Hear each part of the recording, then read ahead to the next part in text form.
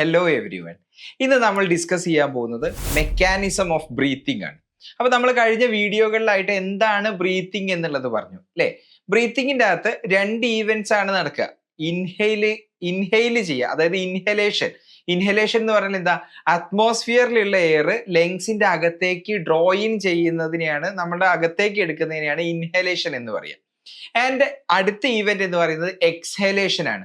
അതായത് ലങ്സിന്റെ അകത്ത് ഉള്ള എയറിനെ അറ്റ്മോസ്ഫിയറിലേക്ക് പുറത്തേക്ക് വിടുന്നതിനെയാണ് നമ്മൾ എക്സ്ഹെയിൽ ചെയ്യുക എന്ന് പറയുന്നത്.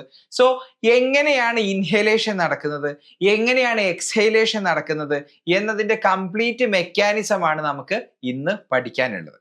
അപ്പം മെക്കാനിസം ഓഫ് ബ്രീത്തിങ് പഠിക്കുന്നതിന്റെ മുന്നേ നമുക്ക് അതിന്റെ ഒരു വർക്കിംഗ് പ്രിൻസിപ്പിൾ, എന്തുകൊണ്ടാണ് എങ്ങനെയാണ് ബ്രീത്തിങ് നടക്കുന്നത് എന്നതിന്റെ വെരി ഫണ്ടമെന്റൽ വർക്കിംഗ് പ്രിൻസിപ്പിൾ ആണ് ആദ്യം പഠിക്കാനുള്ളത്. അതെന്താണെന്നാണ് ഞാൻ ഇപ്പൊ നിങ്ങളോട് ആദ്യം ഡിസ്കസ് ചെയ്യാൻ പോകുന്നത്. സോ എന്താ അതിന്റെ വർക്കിംഗ് പ്രിൻസിപ്പിൾ എന്ന് ചോദിച്ചാൽ, എവിടെ നിന്ന് എങ്ങോട്ടേക്കാണ് എയർ മൂവ് ചെയ്യുക എന്നുള്ളതാണ് അതിന്റെ വർക്കിംഗ് പ്രിൻസിപ്പിൾ. എവിടെ നിന്ന് എങ്ങോട്ടേക്കാണ് എയർ മൂവ് ചെയ്യുക, എവിടെ നിന്ന് എങ്ങോട്ടേക്കാന്ന് ചോദിച്ചാൽ, air always move from high pressure region to low pressure region. അതാണ് അതിന്റെ working principle. Air always move from high pressure region to low pressure region, high pressure region to low pressure region. ഇതാണ് അതിന്റെ working principle എന്ന് പറയുന്നത്. അപ്പം air എവിടെ നിന്ന് എങ്ങോട്ടേക്കാണ് move ചെയ്യുക എന്ന് ചോദിച്ചാൽ ഇത് വളരെ ഇമ്പോർട്ടന്റ് ആണ്, നിങ്ങൾ ഒരിക്കലും മറക്കാൻ പാടില്ല. സോ അതാണ് നമ്മളെ ഇൻസ്പിറേഷന്റെ എക്സ്പിറേഷന്റെ ഒക്കെ ഫണ്ടമെന്റൽ പ്രിൻസിപ്പിൾ എന്ന് പറയുന്നത്. Air always move from high pressure region to low pressure region. അതിന് ഞാൻ ഒരു എക്സാമ്പിളിലൂടെ നിങ്ങൾക്ക് മനസ്സിലാക്കി തരാം.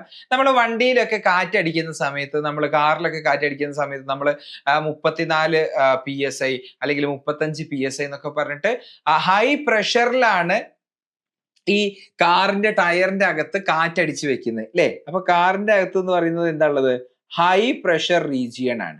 ഓക്കെ, പുറത്ത് ഈ ടയറിന്റെ പുറത്ത് എന്ന് പറഞ്ഞാൽ അറ്റ്മോസ്ഫിയറിൽ, കാറിന്റെ ടയറിന് അകത്തുമായിട്ട് കമ്പയർ ചെയ്യുമ്പോൾ ലോ പ്രഷർ ആണുള്ളത്.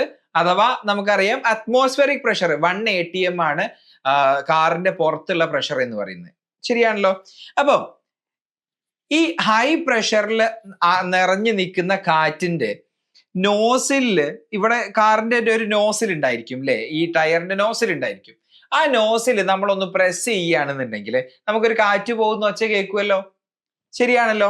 അപ്പം നിങ്ങൾക്കത് അറിയാം, ടയറിന്റെ ഉള്ളിൽ നിന്ന് പുറത്തേക്കാണ് ഈ കാറ്റ് പോകുന്നത് എന്നുള്ളത് അറിയാം.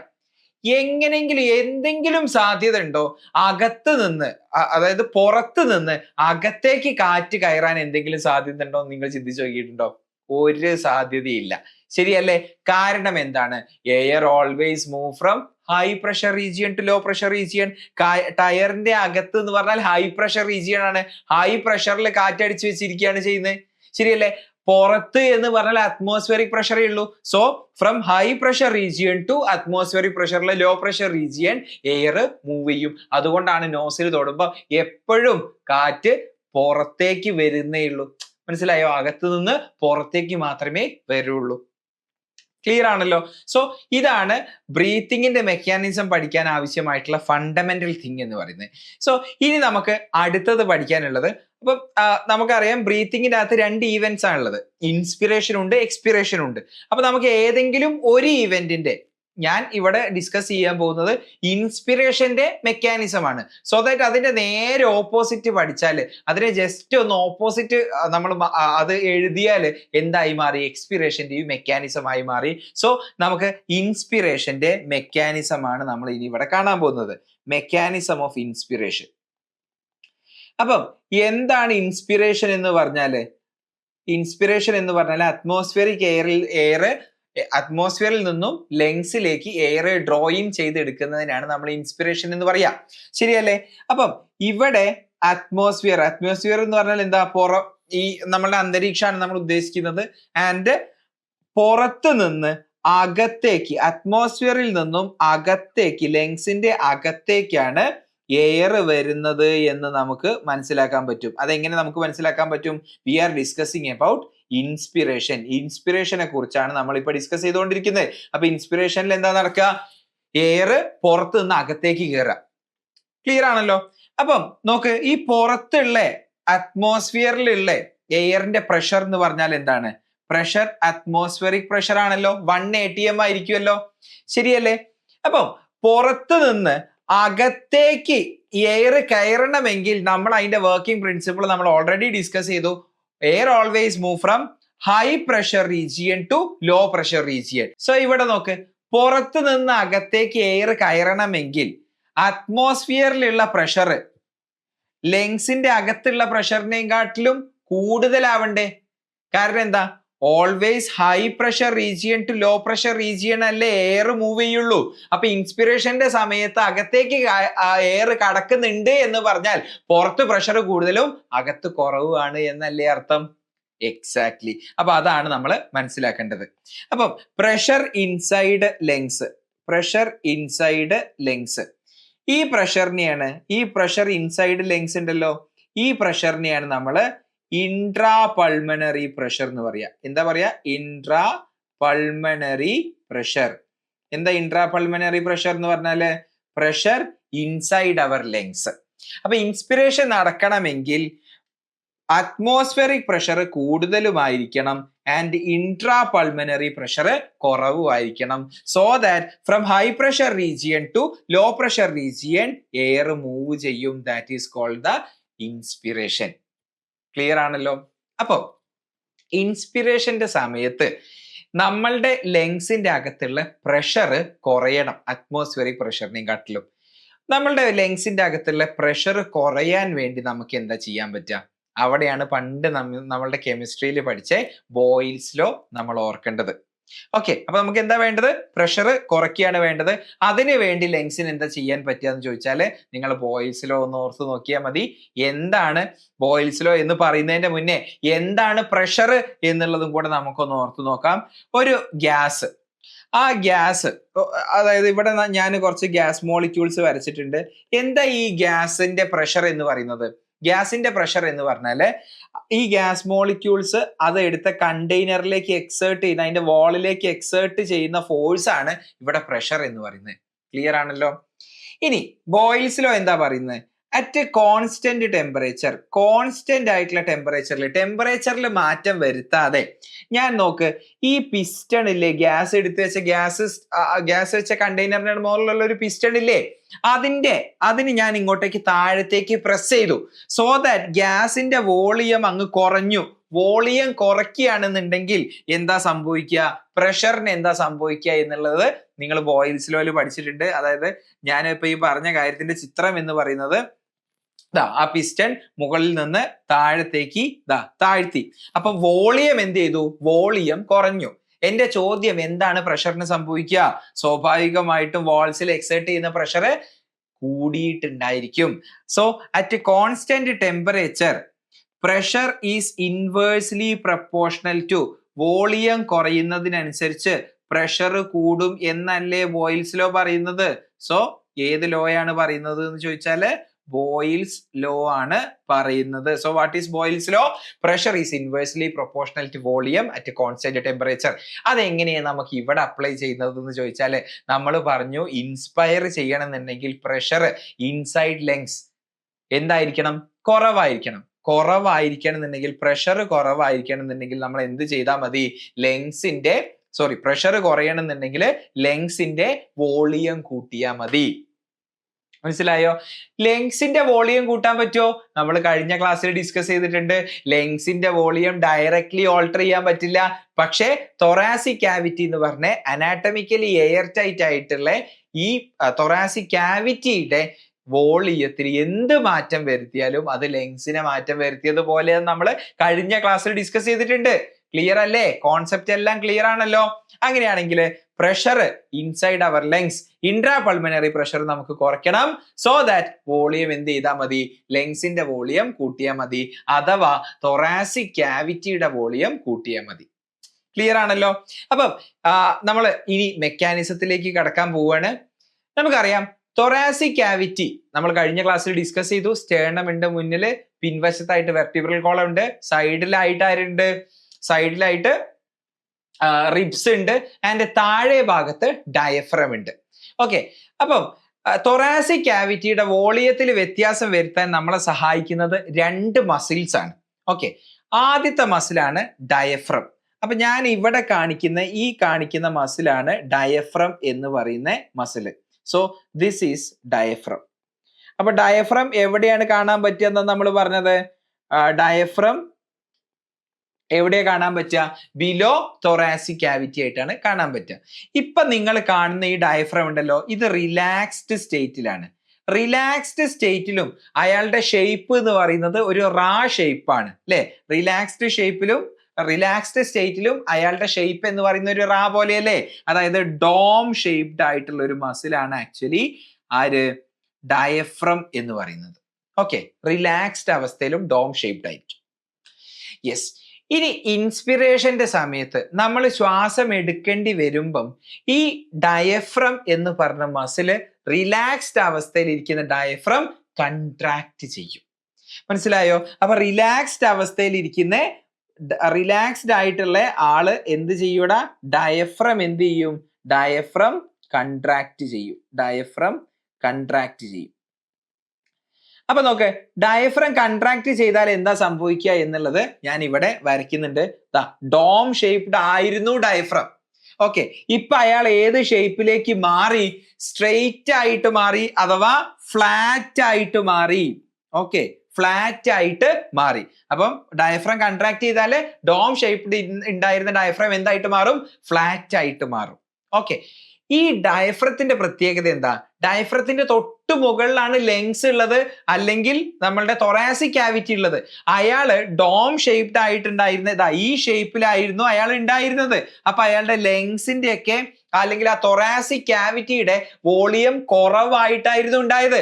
അയാൾ അങ്ങ് ഫ്ലാറ്റ് ആവുമ്പം സ്വാഭാവികമായിട്ടും ഇങ്ങനെ നിന്നിരുന്ന ആള് ഫ്ലാറ്റ് ആയി മാറുമ്പോൾ നോക്ക്, ലങ്സ് അല്ലെങ്കിൽ തൊറാസിക് ക്യാവിറ്റിയുടെ വോളിയം ഈ ആക്സിസിൽ മാറ്റം വരൂലേ? മാറ്റം വരും എന്ന് പറഞ്ഞാല് വോളിയം കൂടും.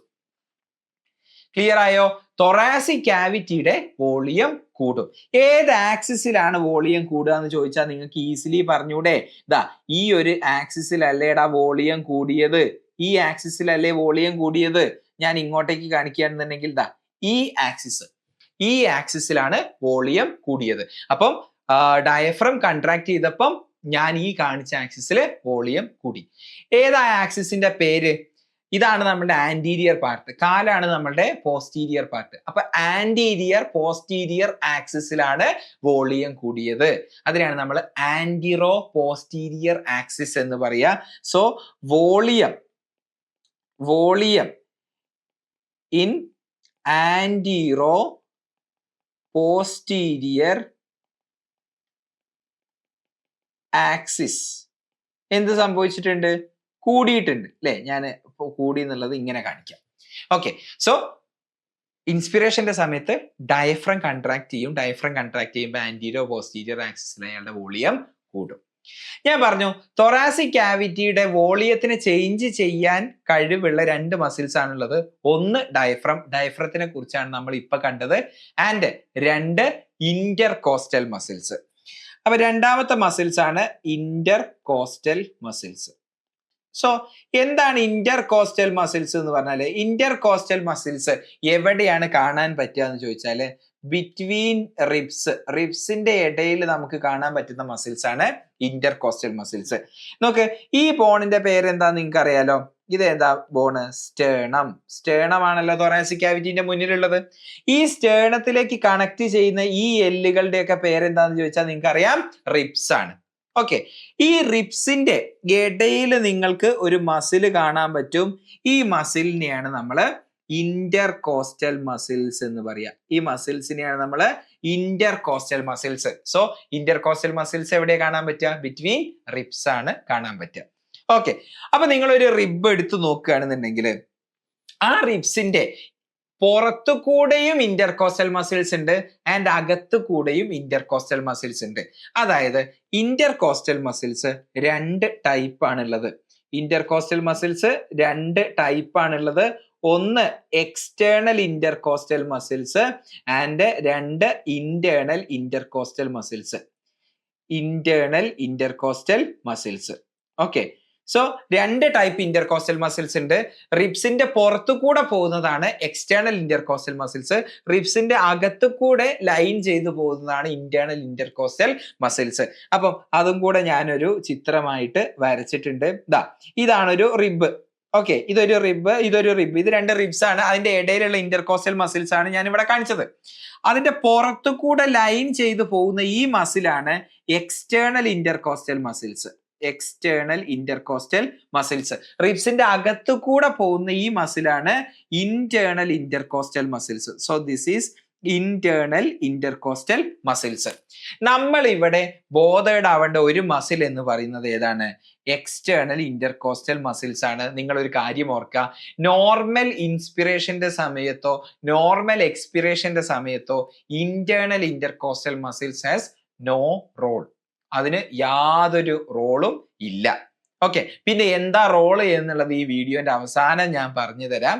അത് ഫോഴ്സ്ഡ് ബ്രീത്തിങ്ങിൽ മാത്രമേ റോൾ ഉള്ളൂ. ക്ലിയർ ആണല്ലോ?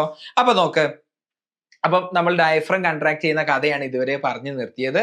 ആൻഡ് ഇൻ ഇൻസ്പിറേഷന്റെ സമയത്ത് അടുത്ത കൺട്രാക്ട് ചെയ്യാൻ പോകുന്ന മസിൽസ് എന്ന് പറയുന്നത് ആരാണെന്ന് അറിയോ?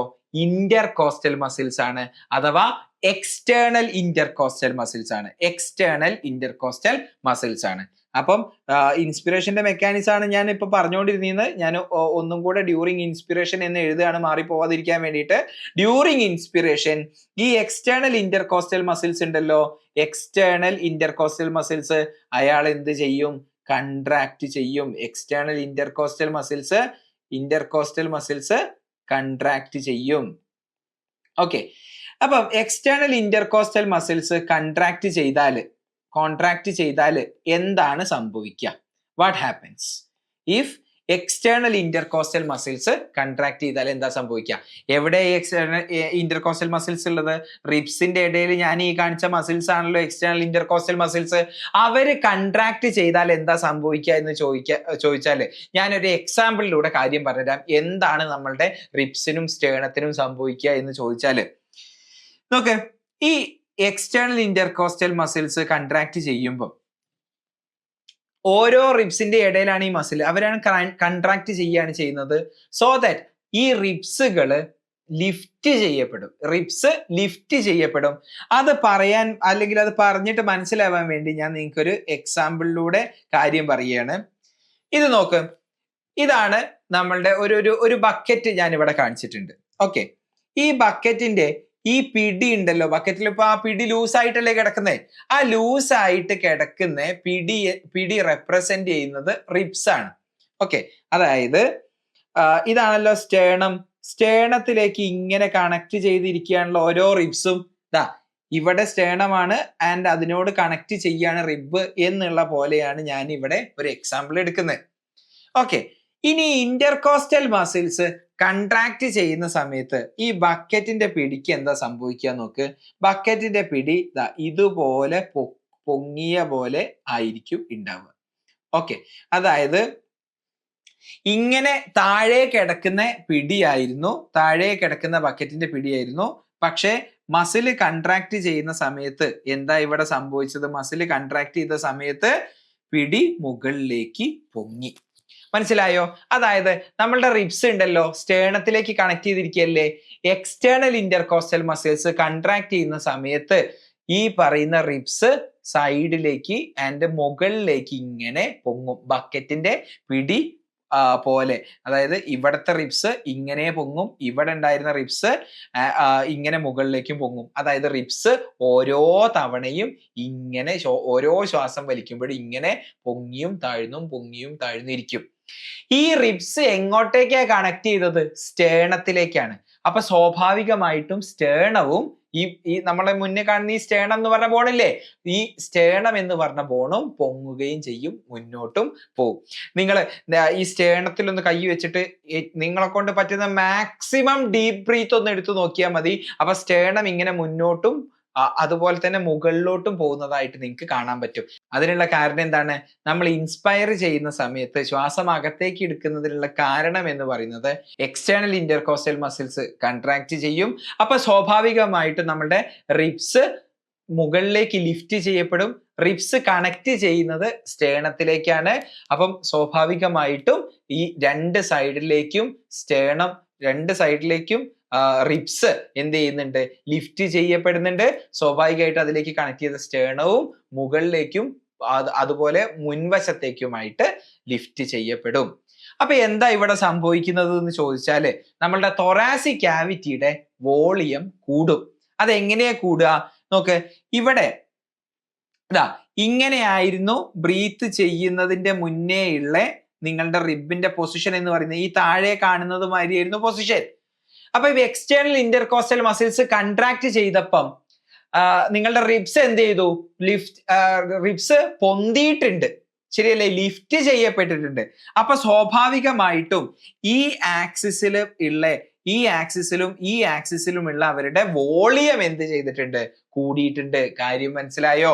അപ്പൊ നോക്ക്, ഈ ആക്സിസിലും അവരുടെ വോളിയം കൂടുന്നുണ്ട്. ആക്ച്വലി പറയുകയാണെന്നുണ്ടെങ്കിൽ രണ്ട് ആക്സിസിലും വോളിയം കൂടുന്നുണ്ട്. മനസ്സിലായോ? പക്ഷെ NCERT ഒരു ആക്സിസിന്റെ കാര്യം മാത്രമേ പറയുന്നുള്ളൂ, ഡോർസോ വെൻട്രൽ ആക്സിസ്. ഇതാണ് dorso ventral axis. Dorso ventral ആക്സിസിലുള്ള വോളിയം കൂടുന്നുണ്ട് എന്നാണ് നമ്മൾ NCERT പറയുന്നത്. ഓക്കെ, സോ നമുക്ക് നമ്മളുടെ തിയറിയിലേക്ക് തന്നെ തിരിച്ചു വരാം. അപ്പൊ ഡ്യൂറിങ് ഇൻസ്പിറേഷൻ എന്താ സംഭവിക്കുന്നത്? എക്സ്റ്റേണൽ ഇന്റർകോസ്റ്റൽ മസിൽസ് കൺട്രാക്ട് ചെയ്യും. എക്സ്റ്റേണൽ ഇന്റർകോസ്റ്റൽ മസിൽസ് കൺട്രാക്ട് ചെയ്താൽ എന്താ സംഭവിക്കുക? റിബ്സും സ്റ്റേർണവും ലിഫ്റ്റ് അപ്പ് ചെയ്യപ്പെടും, വോളിയം കൂടും. എനിക്ക് അറിയേണ്ടത് ഏത് ഡയറക്ഷനിലുള്ള വോളിയം കൂടുന്നാണ്. ഈ ഡയറക്ഷനിൽ ഡോർസോ വെൻട്രൽ ആക്സിസിലുള്ള മുൻവശത്തേക്കും ബാക്ക് വശത്തേക്കും ആയിട്ടുള്ള ഡോർസോ വെൻട്രൽ ആക്സിസിലുള്ള വോളിയം കൂടും. So volume in dorso ventral ആക്സിസിലുള്ള വോളിയം എന്ത് ചെയ്യൂടാ? വോളിയം കൂടും, വോളിയം ഇൻക്രീസ് ചെയ്യും. ഓക്കെ, അപ്പൊ ഇൻസ്പയർ ചെയ്ത സമയത്ത് ഡയഫ്രം കോൺട്രാക്ട് ചെയ്തു. ഡയഫ്രം കോൺട്രാക്ട് ചെയ്തപ്പോ എന്താ സംഭവിച്ചത്? ആന്റിറോ പോസ്റ്റീരിയർ ആക്സിസിലുള്ള വോളിയം കൂടി. ആൻഡ് അതേ സമയം തന്നെ എക്സ്റ്റേണൽ ഇന്റർകോസ്റ്റൽ മസിൽസ് കോൺട്രാക്ട് ചെയ്തു. അപ്പൊ ഡോർസോ വെൻട്രൽ ആക്സിസിലുള്ള വോളിയം കൂടി. എനിവേ ലങ്സിന്റെ അകത്തുള്ള വോളിയം കൂടി, അല്ലെ? ലങ്സിന്റെ അകത്തുള്ള വോളിയം കൂടി എന്നല്ലേ നമ്മൾ മനസ്സിലാക്കേണ്ടത്? വോളിയം ഇൻസൈഡ് ലങ്സ് കൂടി. വോളിയം ഇൻസൈഡ് ലങ്സ് എന്ത് ചെയ്തിട്ടുണ്ട്? കൂടിയിട്ടുണ്ട്. സോ പ്രഷർ ഇൻസൈഡ് ലങ്സ് കുറവായിരിക്കും. പ്രഷർ ഇൻസൈഡ് ലങ്സ് എന്ന് പറയുന്നത്, പ്രഷർ ഇൻസൈഡ് ലങ്സിനെയാണ് ഇൻട്രാ പൾമനറി പ്രഷർ എന്ന് പറയാ, ശരിയല്ലേ? ലങ്സിന്റെ അകത്തുള്ള പ്രഷർ എന്ത് ചെയ്തിട്ടുണ്ട്? കുറഞ്ഞിട്ടുണ്ട്. ഓക്കെ, അപ്പം അത് എന്തിനേം കാട്ടിലും കുറവായിരിക്കണം?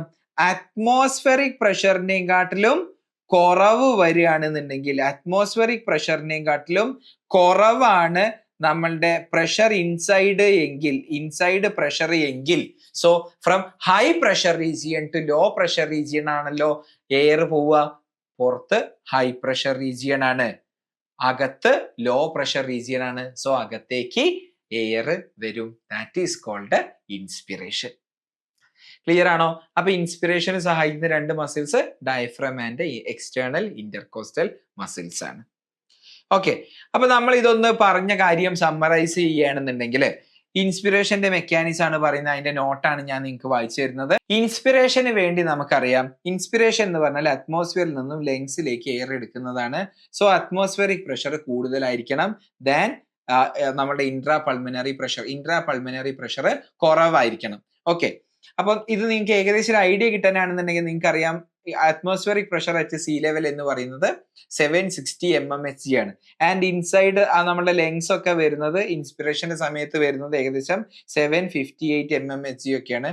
സോ ഈ പ്രഷർ ഡിഫറൻസ് കാരണമാണ് അകത്തേക്ക് എയർ എത്തുന്നത്. അപ്പം അകത്തേക്ക് എയർ എത്തണമെങ്കിൽ പ്രഷർ ഇൻസൈഡ് കുറവായിരിക്കണം. പ്രഷർ ഇൻസൈഡ് കുറവാവണമെന്നുണ്ടെങ്കിൽ ബോയിൽസ് ലോ പറയുന്നത് പ്രകാരം ലങ്സിന്റെ വോളിയം കൂട്ടണം. ലങ്സിന്റെ വോളിയം നമുക്ക് ഡയറക്ട്ലി കൂട്ടാൻ പറ്റില്ല, പക്ഷെ തൊറാസിക് ക്യാവിറ്റിയുടെ വോളിയം കൂട്ടാൻ പറ്റും. തൊറാസിക് ക്യാവിറ്റിയുടെ വോളിയം കൂട്ടണമെങ്കിൽ അതിന് രണ്ട് മസിൽസ് ആണ് സഹായിക്കുന്നത്, diaphragm and external intercostal muscles. അപ്പൊ ഡ്യൂറിങ് ഇൻസ്പിറേഷൻ ഡയഫ്രം കൺട്രാക്ട് ചെയ്യും. ഡയഫ്രം കൺട്രാക്ട് ചെയ്താല് ആന്റീറോ പോസ്റ്റീരിയർ ആക്സിസിലുള്ള വോളിയം കൂടും. ഓക്കെ, ഇനി അതേ സമയം തന്നെ എക്സ്റ്റേണൽ ഇന്റർകോസ്റ്റൽ മസിൽസ് കൺട്രാക്ട് ചെയ്യപ്പെടും. എക്സ്റ്റേണൽ ഇന്റർകോസ്റ്റൽ മസിൽസ് കൺട്രാക്ട് ചെയ്താൽ സ്റ്റേണവും റിബ്സും എല്ലാം ലിഫ്റ്റ് ചെയ്യപ്പെടും. ഡോർസോ വെൻട്രൽ ആക്സിസിൽ അവരുടെ വോളിയം കൂടും. എനിവേ തൊറാസിക് ക്യാവിറ്റിയുടെ വോളിയം കൂടി, സോ ദാറ്റ് ലങ്സിന്റെ വോളിയം കൂടും. ലങ്സിന്റെ വോളിയം കൂടിയാൽ ലങ്സിന്റെ അകത്തുള്ള പ്രഷർ കുറയും. ആരെക്കാട്ടിലും കുറവാവും? അറ്റ്മോസ്ഫിയറിക് പ്രഷറിനെ കാട്ടിലും കുറവാവും. So from high pressure region to low pressure region air move ചെയ്യും. That is called inspiration. So mechanism of inspiration എന്ന് പറയുന്നത് പക്കയാണല്ലോ, 100% ക്ലിയർ ആണല്ലോ. അങ്ങനെയാണെങ്കിൽ എക്സ്പിറേഷന്റെ മെക്കാനിസം എന്ന് പറയുന്നത് എന്തായിരിക്കും? എക്സ്പിറേഷന്റെ മെക്കാനിസം വെരി സിമ്പിൾ ആണ്. നേരെ ഇതിന്റെ ഓപ്പോസിറ്റ്. എന്താ ഓപ്പോസിറ്റ് എന്ന് പറഞ്ഞാല്, നമ്മള് ഇൻസ്പയർ ചെയ്ത സമയത്ത് ഈ ഡയഫ്രം കൺട്രാക്ട് ചെയ്യാണല്ലോ ചെയ്തത്, ആൻഡ് ഇന്റർകോസ്റ്റൽ മസിൽസ് കൺട്രാക്ട് ചെയ്യാണല്ലോ ചെയ്തത്. ആ കോൺട്രാക്ട് ചെയ്ത മസിൽസ് റിലാക്സ് ചെയ്യും. റിലാക്സ് ചെയ്താൽ വീണ്ടും ഡയഫ്രം എന്ത് ഷേപ്പിലേക്ക് പോകും? വീണ്ടും ഡയഫ്രം ഡോം ഷേപ്പിലേക്ക് പോകും. ഡോം ഷേപ്പിലേക്ക് പോവുകയാണെന്നുണ്ടെങ്കിൽ ഈ ആക്സിസിലുള്ള വോളിയം കുറയും. വോളിയം കുറഞ്ഞാൽ പ്രഷർ കൂടും. സിമിലർലി ഈ എക്സ്റ്റേണൽ ഇന്റർകോസ്റ്റൽ മസിൽസ് കോൺട്രാക്ട് ചെയ്തപ്പോഴല്ലേ ഇൻസ്പയർ ചെയ്തത്. അത് റിലാക്സ് ചെയ്താൽ എന്താ സംഭവിക്കുക? സ്റ്റേണവും റിബ്സും എല്ലാം താഴും. അപ്പൊ ഡോർസോ വെൻട്രൽ ആക്സിസിലുള്ള വോളിയം കുറയും. വോളിയം രണ്ട് രീതിയിലും കുറഞ്ഞു. ആന്റീരിയർ പോസ്റ്റീരിയർ ആക്സിസിലും കുറഞ്ഞു, ഡോർസോ വെൻട്രൽ ആക്സിസിലും കുറഞ്ഞു. വോളിയം ഇൻസൈഡ് അവർ ലങ്സ് അല്ലെങ്കിൽ വോളിയം ഓഫ് ദ ലങ്സ് കുറഞ്ഞു. പ്രഷർ ഓഫ് ലങ്സ് അതായത് ഇൻട്രാ പൾമനറി പ്രഷർ കൂടി. അപ്പൊ എന്താ സംഭവിക്കുക? ഇൻട്രാ പൾമനറി പ്രഷർ അറ്റ്മോസ്ഫിയറിക് പ്രഷറിനെക്കാട്ടിലും കൂടുതലാണെന്നുണ്ടെങ്കിൽ from high pressure region to low pressure region, അതായത് അകത്ത് നിന്ന് പുറത്തേക്ക് എയർ മൂവ് ചെയ്യും. ശരിയല്ലേ? അതിന്റെ നേരെ ഓപ്പോസിറ്റ് അല്ലേ എക്സ്പിറേഷൻ എന്ന് പറയുന്നത്. സോ എക്സ്പിറേഷന്റെ സമയത്ത് എന്താ സംഭവിക്കുക നോക്ക്. ഡയഫ്രം റിലാക്സ് ചെയ്തു, കൺട്രാക്ട് അല്ല റിലാക്സ് ചെയ്തു. അപ്പം anterior posterior axis, antero posterior ആക്സിസിലുള്ള വോളിയം കുറഞ്ഞു. ശരിയാണല്ലോ? And external intercostal muscles relax ചെയ്തു. അപ്പൊ എന്താ സംഭവിക്കുക? ഡോർസോ വെൻട്രൽ ആക്സിസിലുള്ള വോളിയം കുറഞ്ഞു. വോളിയം കുറഞ്ഞു, വോളിയം ഓഫ് ദ ലങ്സ് കുറഞ്ഞു. സോ ബോയിൽസ് ലോ പ്രകാരം ഇൻട്രാ പൾമനറി പ്രഷർ കൂടി. ഏതിനെക്കാട്ടിലും കൂടി? അറ്റ്മോസ്ഫിയറിക് പ്രഷറിനെക്കാട്ടിലും കൂടുതൽ പ്രഷർ ഇപ്പൊ ലങ്സിന്റെ അകത്തുണ്ട്. So from high pressure region to low pressure region air move ചെയ്യും. That is called expiration. Clear അല്ലേ? ഇനി നോക്ക്, നമ്മൾ പറഞ്ഞിട്ടുണ്ടായിരുന്നു ഇന്റർകോസ്റ്റൽ മസിൽസ് രണ്ട് ടൈപ്പ് ഉണ്ട്. External intercostal muscle and internal intercostal muscle. ഇവിടെയൊക്കെ നമ്മൾ എന്ത് മാത്രമേ കണ്ടിട്ടുള്ളൂ? എക്സ്റ്റേണൽ ഇന്റർകോസ്റ്റൽ മസിൽ മാത്രമേ കണ്ടിട്ടുള്ളൂ. അപ്പൊ സ്വാഭാവികമായിട്ടും നിങ്ങൾക്കൊരു സംശയം തോന്നും, എന്തിനാണ് അങ്ങനെയാണെങ്കിൽ ഇന്റേണൽ ഇന്റർകോസ്റ്റൽ മസിൽ? നോക്ക്, നോർമലി ഒരു ഇൻസ്പിറേഷൻ എന്ന് പറയുന്നത് ഡയഫ്രവും എക്സ്റ്റേണൽ ഇന്റർകോസ്റ്റൽ മസിലുമാണ് ആവശ്യമുള്ളത്. ഇനി നോർമൽ എക്സ്പിറേഷന്റെ സമയത്ത് നിങ്ങൾ ആലോചിച്ച് നോക്ക്, എക്സ്പിറേഷൻ നോർമലി ഒരു പാസീവ് പ്രോസസ് ആണ്. അതായത് ഡയഫ്രം കൺട്രാക്ട് ചെയ്ത ഡയഫ്രം റിലാക്സ് ചെയ്യാണ്, ഒരു എനർജിയും വേണ്ട ആവശ്യമില്ല. എക്സ്റ്റേണൽ ഇന്റർകോസ്റ്റൽ മസിൽസ് റിലാക്സ് ചെയ്യാണ്, ഒരു എനർജിയും വേണ്ട ആവശ്യമില്ല. So normal expiration is a passive process. ഇനി ഇന്റേണൽ ഇന്റർകോസ്റ്റൽ മസിൽസിന്റെ ആവശ്യം എവിടെയാണ് വരുന്നത് എന്ന് ചോദിച്ചാൽ, നമ്മൾ ഫോഴ്സ്ഫുൾ എക്സ്പിറേഷൻ ചെയ്യുകയാണെന്ന് വിചാരിക്കാം. ഓക്കെ, നമ്മൾ നോർമലി പുറത്തേക്ക് കുറച്ച് എയർ വിട്ടു, ഇനിയും പുറത്തേക്ക് എയർ കുറച്ച് വിടാനുണ്ട്. സോ ദാറ്റ് നമ്മൾ ഫോഴ്സ്ഫുള്ളി പുറത്തേക്ക് വിട്ടുകൊണ്ടിരിക്കുകയാണ്, എക്സ്പയർ ചെയ്തുകൊണ്ടിരിക്കുകയാണെന്നുണ്ടെങ്കിൽ അത് no more a passive process. കാരണം അത് അവിടെ ഡയഫ്രം റിലാക്സ് ചെയ്താലോ അല്ലെങ്കിൽ എക്സ്റ്റേണൽ ഇന്റർകോസ്റ്റൽ മസിൽസ് റിലാക്സ് ചെയ്താലോ മാത്രം പോരാ, അതിന് അഡീഷണൽ സെറ്റ് ഓഫ് മസിൽസ് വേണം. ഫോർ എക്സാമ്പിൾ വേണ്ട മസിൽസ് ആണ് ഒബ്ലിക് മസിൽസ് വേണം, അതേപോലെ അബ്ഡമിനൽ മസിൽസ് വേണം, ആൻഡ് ഇന്റേണൽ ഇന്റർകോസ്റ്റൽ മസിൽസും വേണം. അപ്പൊ എന്തിനാ ഇന്റേണൽ ഇന്റർകോസ്റ്റൽ മസിൽസ് എന്ന് മനസ്സിലായോ? എന്തിനു വേണ്ടിയിട്ടാണ്? ഫോഴ്സ്ഡ് എക്സ്പിറേഷന്റെ സമയത്ത് ഈ പറയുന്ന മസിൽസ് വേണം. വയറിന്റെ അകത്തുള്ള abdominal muscles, oblique muscles and internal intercostal muscles. അപ്പം നോർമലി ഒരാൾ വളരെ സാധാരണഗതിയിൽ എക്സ്പയർ ചെയ്യുന്നുണ്ടെന്നുണ്ടെങ്കിൽ അതൊരു പാസീവ് ആയിട്ടുള്ള പ്രോസസ് ആണോ എന്ന് ചോദിച്ചാൽ തീർച്ചയായിട്ടും normal expiration is a passive process where forceful expiration needs additional set of muscles. Clear ആണല്ലോ. അപ്പോൾ നിങ്ങൾക്ക് മെക്കാനിസം ഓഫ് മസിൽ എന്ന് പറഞ്ഞ് ഇന്ന് നമ്മൾ ക്ലാസ്സിൽ ഡിസ്കസ് ചെയ്ത കംപ്ലീറ്റ് കാര്യങ്ങളും അടിപൊളിയായി മനസ്സിലായി എന്ന് ഞാൻ വിശ്വസിക്കുന്നു. അങ്ങനെ മനസ്സിലായിട്ടുണ്ടെന്നുണ്ടെങ്കിൽ നിങ്ങൾ ഈ വീഡിയോ ഒന്ന് ലൈക്ക് ചെയ്യുക. ഇനി എന്തെങ്കിലും സംശയം ഈ ചാപ്റ്ററിനെ പറ്റി, ഈ ഒരു ടോപ്പിക്കിനെ കുറിച്ച് നിങ്ങൾക്ക് ഉണ്ടെന്നുണ്ടെങ്കിൽ തീർച്ചയായിട്ടും നിങ്ങൾക്ക് കമന്റ് ബോക്സിലൂടെ ചോദിക്കാവുന്നതാണ്. നിങ്ങൾക്ക് ഈ വീഡിയോ ഉപകാരപ്രദമാണ് എന്ന് തോന്നുന്നുണ്ടെന്നുണ്ടെങ്കിൽ നിങ്ങളുടെ ഫ്രണ്ട്സിന് ഈ വീഡിയോ ഒന്ന് ഷെയർ ചെയ്ത് കൊടുക്കുക. സോ അടുത്ത ക്ലാസ്സിൽ നമുക്ക് വീണ്ടും കാണാം. Thanks for watching.